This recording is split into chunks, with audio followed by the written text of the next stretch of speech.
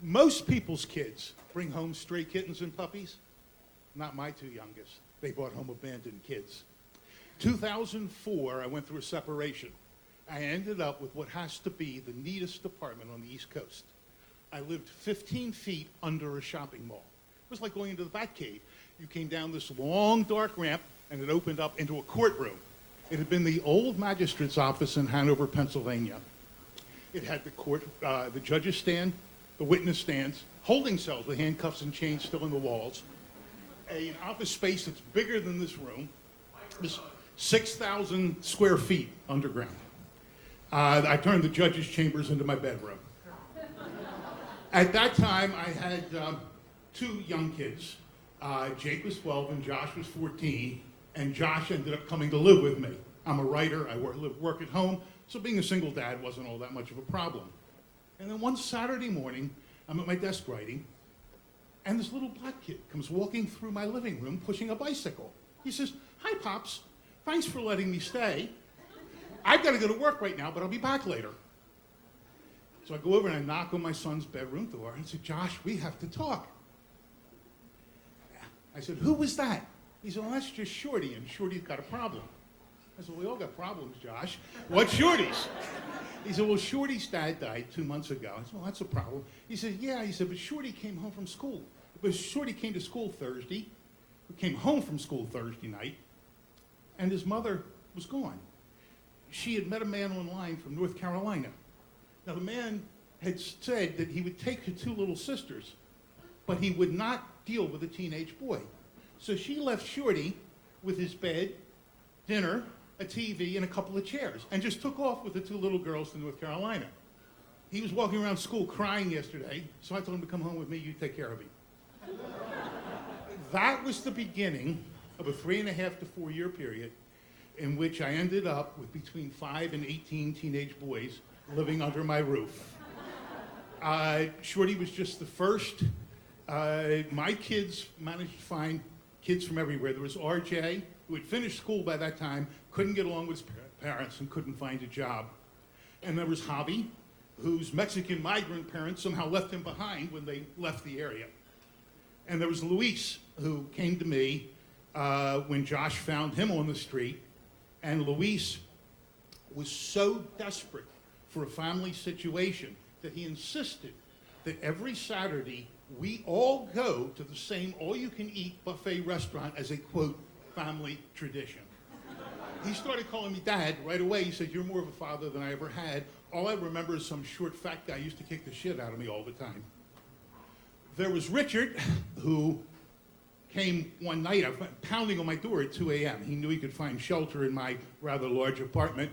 He was walking down the street on his way home. He was just 15, and somehow he got into an argument with 3 21-year-old bikers who beat the shit out of him, and he was pounding on my door, and he came in. He was bleeding from the face and everything, so he ended up staying there. Now, I didn't have 18 all at one time. We had, sometimes there were 5. As kids came and went, they got better with their parents and better relations, or they found a job, or they moved on.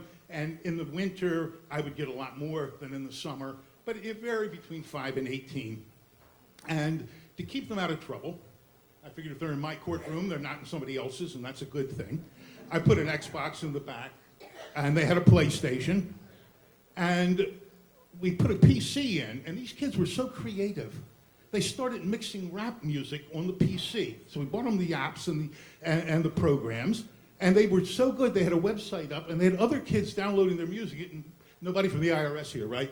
They were making a few $100s a month with people buying their music. Well, in a situation like this, I obviously had rules. First rule was no drugs, nowhere, no how.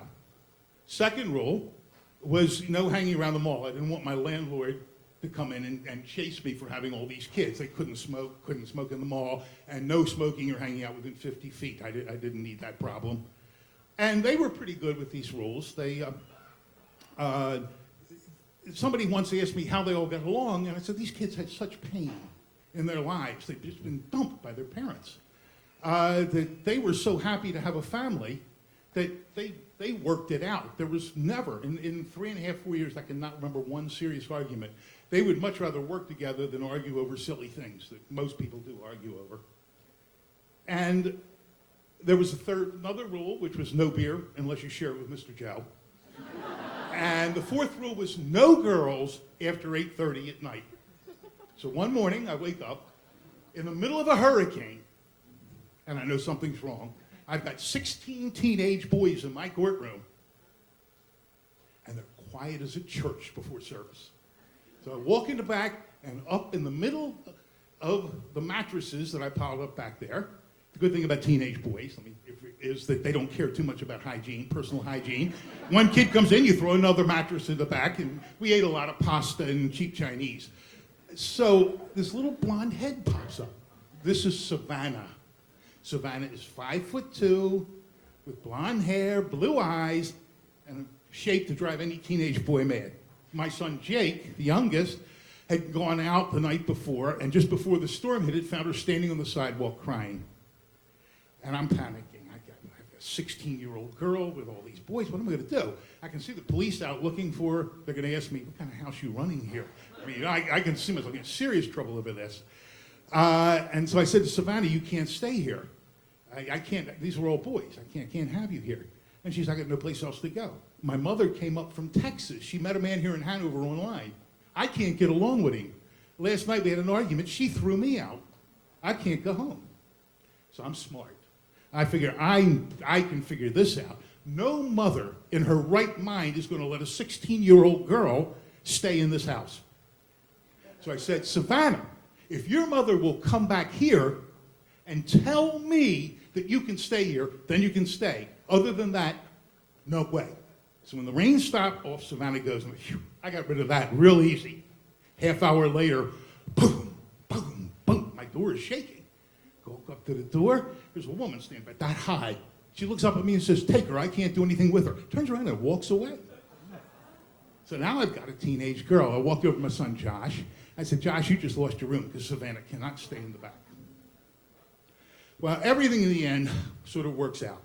Savannah, within a couple of weeks, starts going back to her mother's to wash clothes. They work it out, and Savannah moves back and starts to live with her. And all of the kids have turned out so well. Luis is now a chef in Oregon.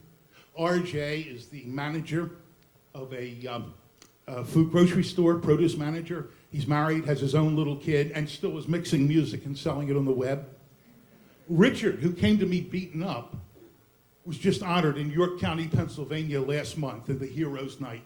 He was walking down the street, saw a burning house, ran into the house, pulled 3 little kids under the age of 5 from a second-floor bedroom and carried them to safety. So, for all the craziness and all the insanity that we went through over these 4 years, I look back and feel that we gave all of these kids a chance to deliver their full potential. My son Josh, who started it all, went to the Job Corps. He's now in Pittsburgh, working in landscaping and concrete work, and has his own little girl. My youngest son, Jake, won a scholarship to Temple University, where he will graduate in May with honors. He's a 3.97 grade point average. So what we did, I think, was give these kids the chance to develop their full potential, and that's all you can ask of any home.